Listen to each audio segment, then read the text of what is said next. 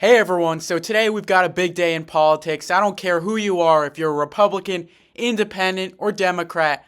I don't care. What I care about is that today we have some more polls. We have some more information that can tell us who will win this election in 2024. And the first such poll says that Harris is leading Trump in the popular vote by 5 percentage points. But I don't think that's the most important poll we've gotten. In fact, the most important polls we've gotten are those on JD Vance's favorability as well as Kamala Harris's approval.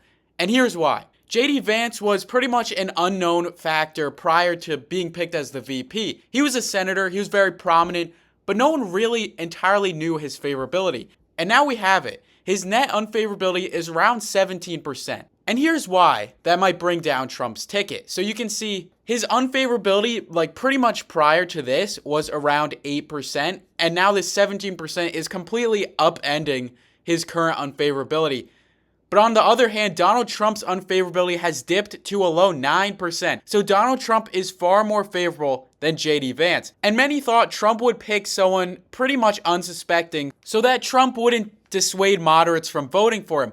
But it seems like picking JD Vance did the exact opposite. It may dissuade some moderates from voting for Donald Trump. But we have another important poll, which is Kamala Harris's net disapproval. And you can see her net favorability is 6.6% unfavorability, which is pretty similar to Trump's, a little more favorable than Trump's. But you can see her approval has skyrocketed after she was picked as the Democratic nominee. And is that because she's doing a better job as vice president? Or is it because people just know her name more and are just saying she's better? So that's just some food for thought.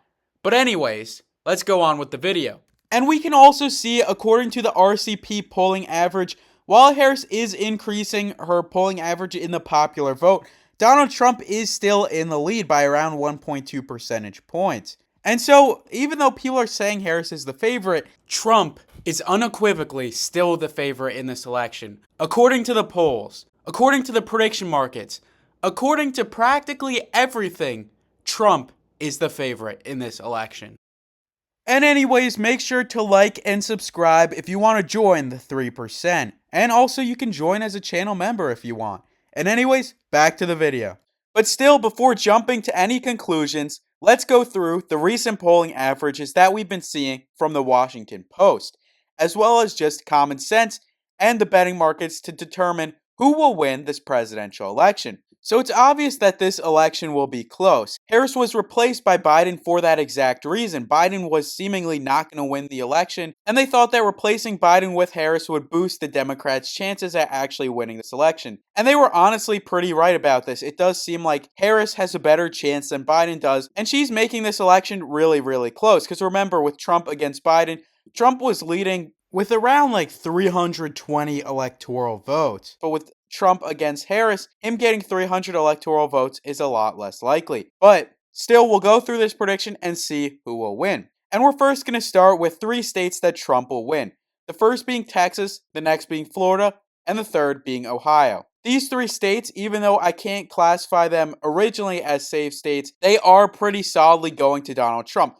Florida and Texas will go to Trump by smaller margins than Ohio, mostly because Trump actually picked Vance as the VP nominee, and Texas's voting trends are having it be more left than usual, and Florida has a history of being a swing state, but Trump's trying to make it so that Florida will no longer be a swing state. But Florida will still not go to Trump by margins of 10 plus percentage points. It'll be more like 5 or 6 in this election. But still, he wins all 3 of those states, bringing himself to 218 electoral votes. But this is the song and dance you've heard from me time and time again. I'm going to spice things up a bit. I'm going to go to the Washington Post's new polling averages that they released, and I'll use them to help me with this prediction. And so, in my comments, and just in the news in general, everyone is saying that Harris will win. We'll see if the Washington Post agrees with this logic. After all, the Washington Post has a small left bias, and if they favor Trump, we can see them as even more accurate considering the bias that the Washington Post has. So let's get started.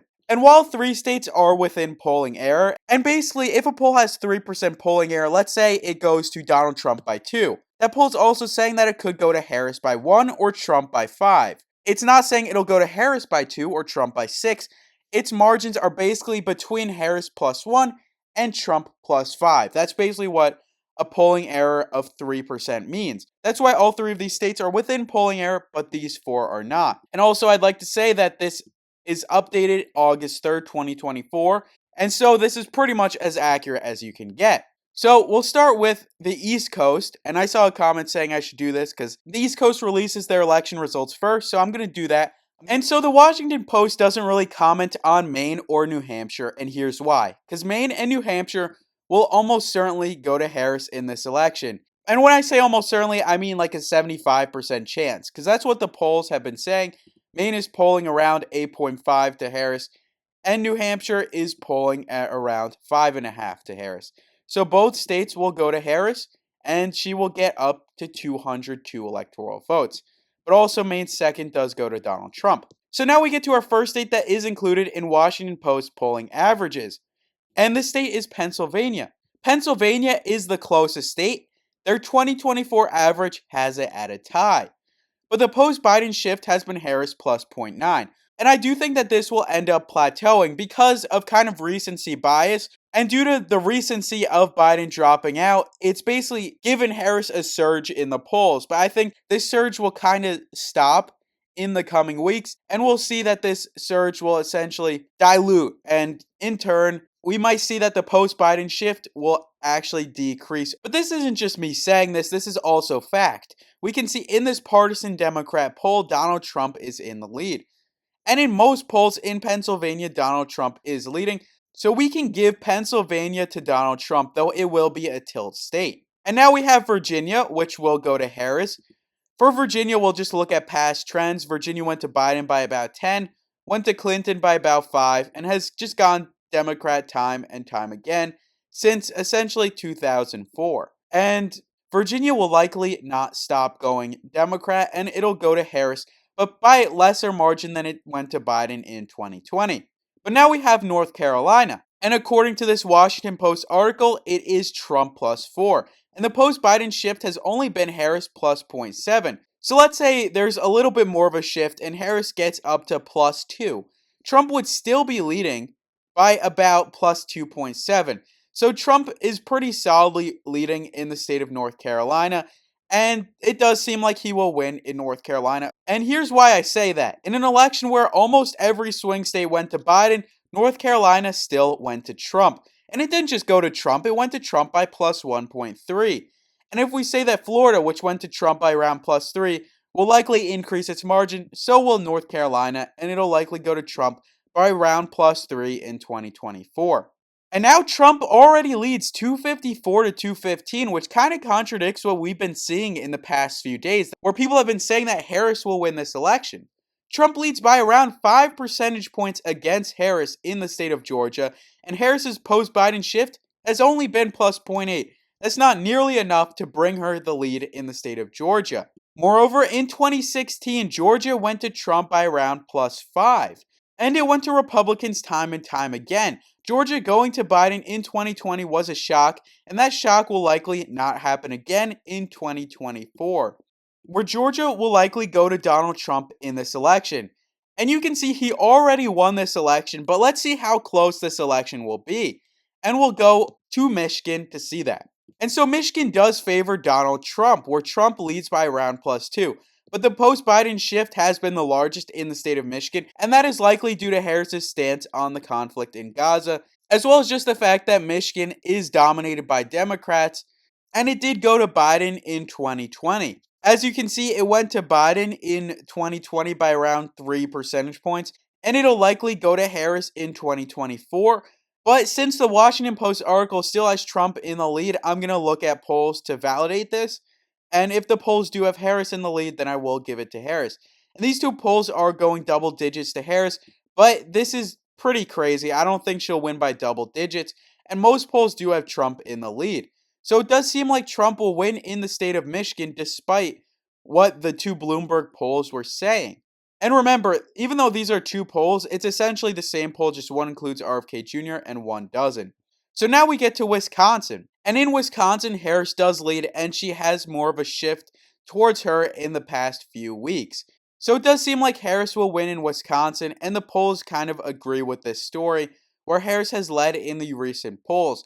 So Harris takes home the state of Wisconsin by less than a percentage point. So this is within polling error, and so is Michigan. Minnesota, on the other hand, is likely not within polling error. Minnesota went to Democrats in every single past election since Nixon, and it's gone to Democrats even during Reagan era politics. So it does seem like Minnesota will go to Harris. And also, due to Minnesota, not just history, but Minnesota's recent polls, we can see that Minnesota is going to Harris by significant amounts. So now we have our final two states being Arizona and Nevada. And these two states are likely going to Donald Trump. Nevada is a little closer than Arizona, but Arizona does have a Harris 0.6 shift, whereas Nevada has a Harris 0.8 shift. These shifts are not enough for these states to even get close to going to Harris. +4 and +5 for swing states is pretty large, and it does seem like Trump will win, even according to the betting odds, which have Trump winning Nevada and Trump winning Arizona by around a 60% chance. So there we have it. Trump wins 302 to 236, since Harris will win Nebraska second. So despite what the polls are saying, despite what the so-called pundits are saying, it does seem like Donald Trump is winning this election, even according to the Washington Post. So if you want more of these videos, make sure to like and subscribe, and thank you.